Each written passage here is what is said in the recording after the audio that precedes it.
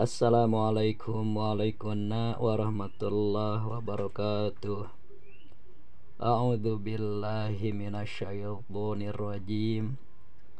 Bismillahirrahmanirrahim.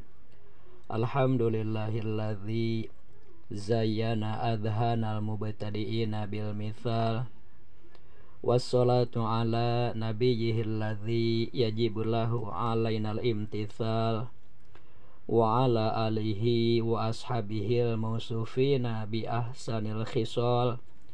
Wa nahnu narju bi syafaatihim ilallahil ittisal. Amma ba'du. Hadirin Bapak Ibu sekalian yang dirahmati Allah Subhanahu wa taala.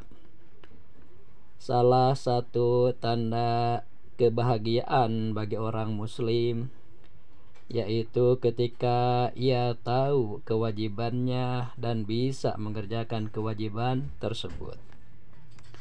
Misalnya ketika Allah Subhanahu wa taala berfirman, "Ku anfusakum wa ahlikum nar." Jagalah diri kalian dan diri keluarga kalian dari api neraka.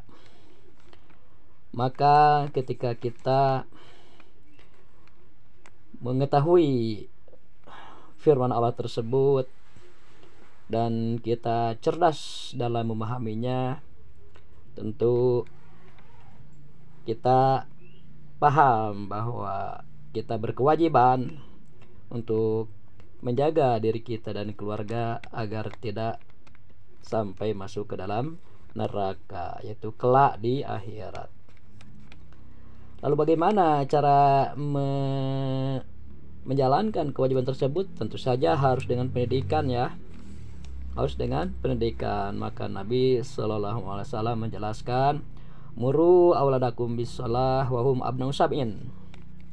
Perintahkanlah kepada anak-anak kalian untuk melaksanakan salat minimal ketika mereka berusia 7 tahun.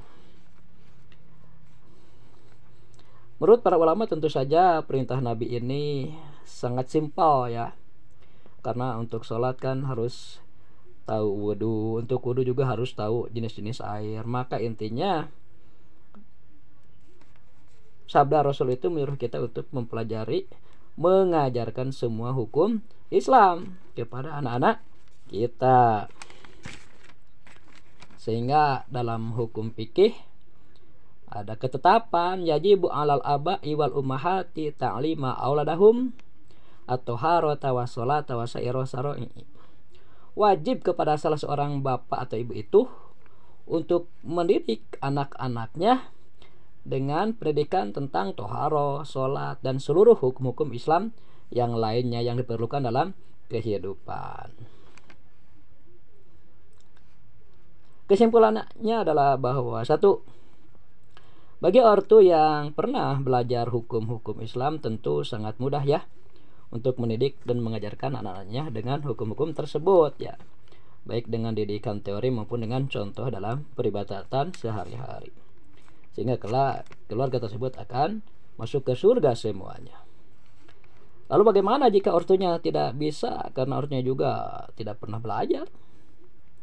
Nah, jika hingga wafat keduanya tidak pernah mendidik anaknya dengan hukum-hukum Islam sehingga anaknya bodoh dan di akhirat masuk neraka, maka keluarga tersebut akan jadi musuh ya. Anak akan menuntut kepada orang tuanya karena mereka juga tidak mau masuk neraka, walaupun akhirnya ya nggak bisa ditebuskan kesalahan itu, semuanya masuk neraka. Nauzubillahi min dzalik.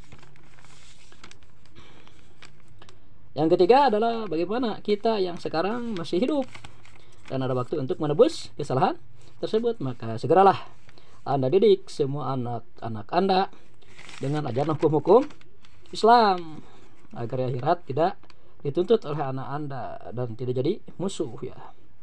Bagaimana Anda juga ternyata tidak mampu ya, undanglah orang yang ahli di bidang agama, terutama ahli tauhid, ahli fikih, dan ahli ilmu tajwid ya. Itu yang terpenting harus dididikan kepada anak-anak kita itu. Jadikanlah usia akhir kita ini untuk selalu menuntut ilmu ya.